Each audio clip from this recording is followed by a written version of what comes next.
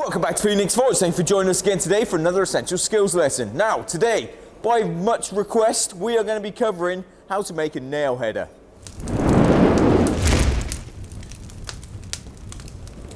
So when it comes to nail headers, you've got two main pieces. You've got the actual body of the header itself, which you're going to form that nail up on, and you've got the handle on the back end. So I'm going to start with a piece of 30 by 12, and I'm going to forge my little circle on the end that I'm going to form into my header. And then I'll draw it out under my power hammer. If you haven't got a power hammer at home, you can Smith and Striker it out, or you can cheat slightly and weld a handle on the bottom end. Either way. So first step, let's get this warmed up, neck it off, isolate the piece of stock, and we'll form up that little circle on the end.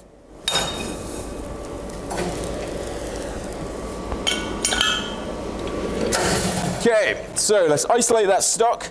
I'm going to do that using my Blacksmith helper. And I want to give myself about 30-35 mil.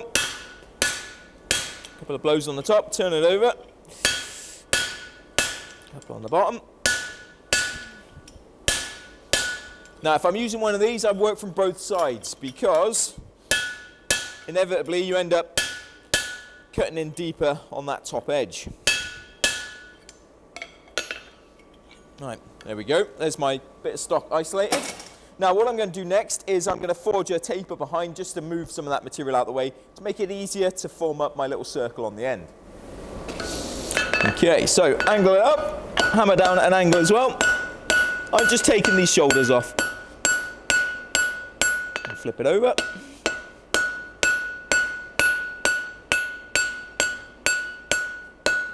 Drop my angle down a little bit.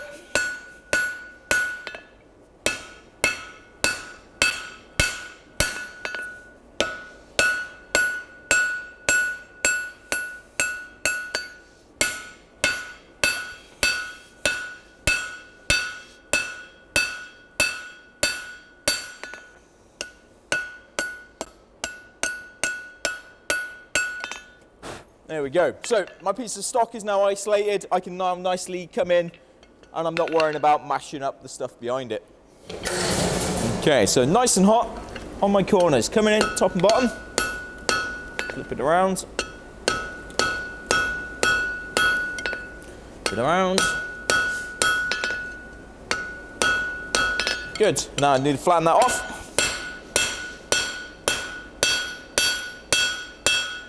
And repeat the process a little bit.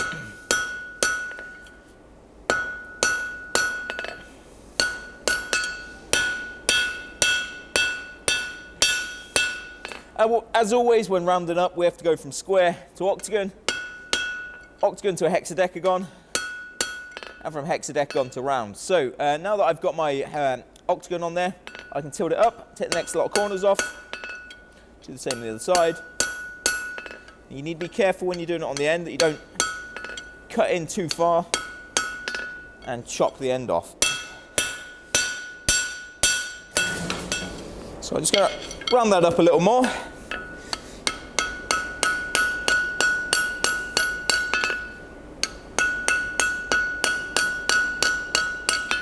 That's a bit better. Now this is exactly the same process as in the tie bar that we did a few weeks ago, so check that one out. We'll put a card up for that. And on the next heat, we'll go over to the power hammer and draw this out a little bit.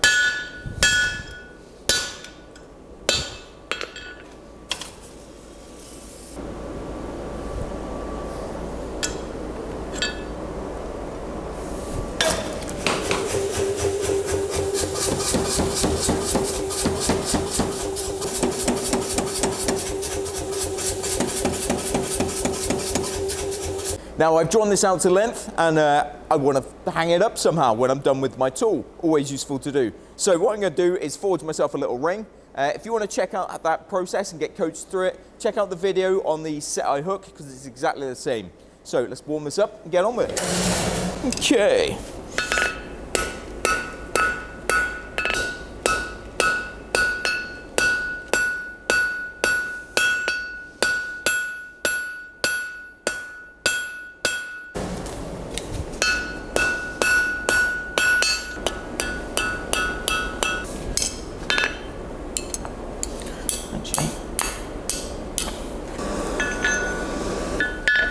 Remember to control your heats. Get the heat exactly where you need it. Let's forge a nice little ring here.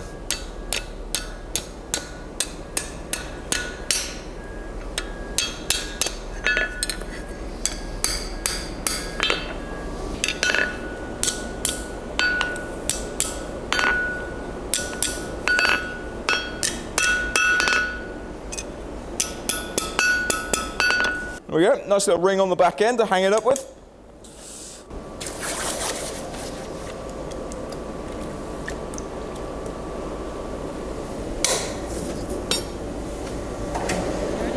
Okay, when it comes to punching the square hole in your nail header, you've got to size the punch that you're going to use to the size of the nails that you're after. So if you want big nails and you want them 12 mil thick at the bottom, then you better use big punch. Now for most nails, you're going to want something pretty small, and this punch about 5 mil or so on the end, and that's fine for a punch of for a nail header of this sort of size. So that's what we're going to use today.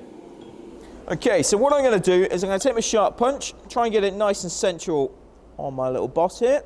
That doesn't look too bad to me. Let's go again. Now I don't want to go all the way through just yet, so what I'm going to do is going to take my hammer and I'm going to work around the edge and reduce the contact area. Because when you're trying to do rose head nails, what you don't want is to be bouncing your hammer off the nail header rather than hitting the actual thing. And if you do this afterwards, it will distort the hole.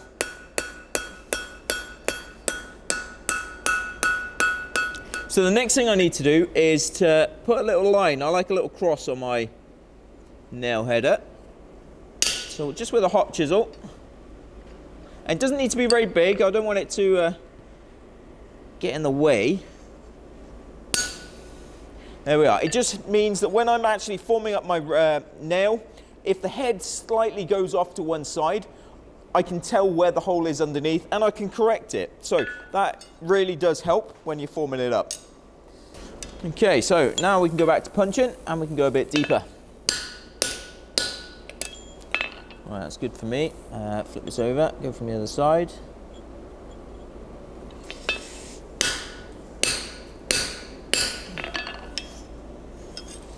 Nearly.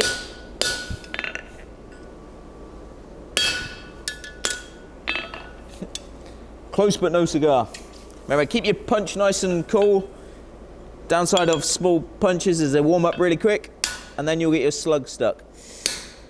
And you'll also get your punch stuck. All right, come on, out you come. There we go, we're all the way through. Now, make sure it's biting nicely. That's good. Okay, I'm going to let this cool down, give it a wire brush and clean it up a tiny bit. And then once I'm done, I'm actually going to counterbore the back to make it easier for it to release the nail. So I'm going to go have a coffee and we'll be back shortly.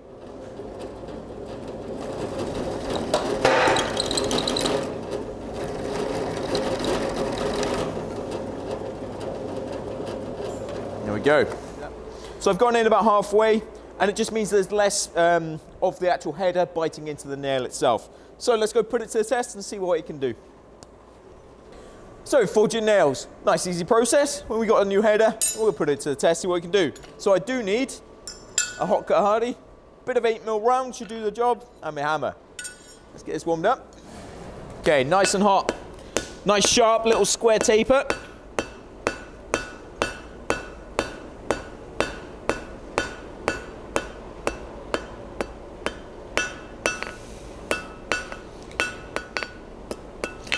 try that in my header. That's good. Bites pretty much near the top, which is good. I want to cut that off with about 10 to 12 mil sticking out. So about there-ish.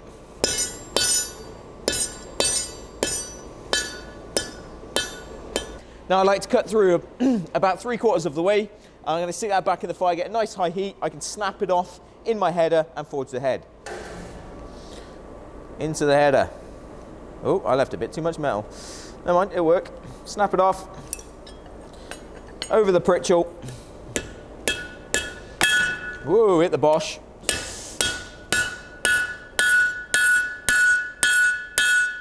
Forge it down, and then because we put those tapers on the outside, I can then come in and form it into a nice little rose head.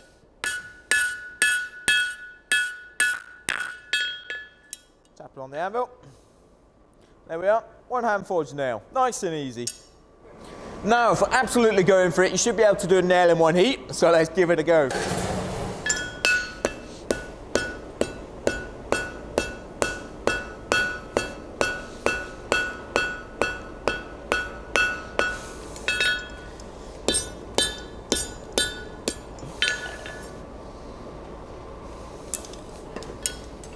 Oh, go in the hole.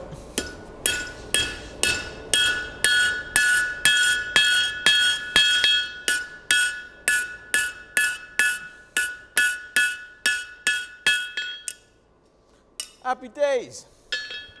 Still got it. And just to prove they actually do the job, happy days. Yep. Well, there we go, guys. There's the nail header. You've all been asking me to make one of these for a little while. It's a nice, easy project. Now, if you haven't got a power hammer, you can forge that out, Smith and Striker on your anvil, or you could, you know, form the ends and then weld a handle on the end. Doesn't really matter too much. We've got the main bit, which is the top end of the tool, to do the job. Works. You can forge different lengths of nails. You can forge different rivets and things with these as well, with the same process. Great bit of kit to have. Really handy to have around the workshop, especially for restoration type jobs. So, hope you guys found this interesting. Let me know in the comments what you would like us to make next. We do read them, and we will get round to it eventually. And until next time, remember to hit like and subscribe. Check us out on Patreon, and we'll see you here next time in the workshop. Cheers, guys.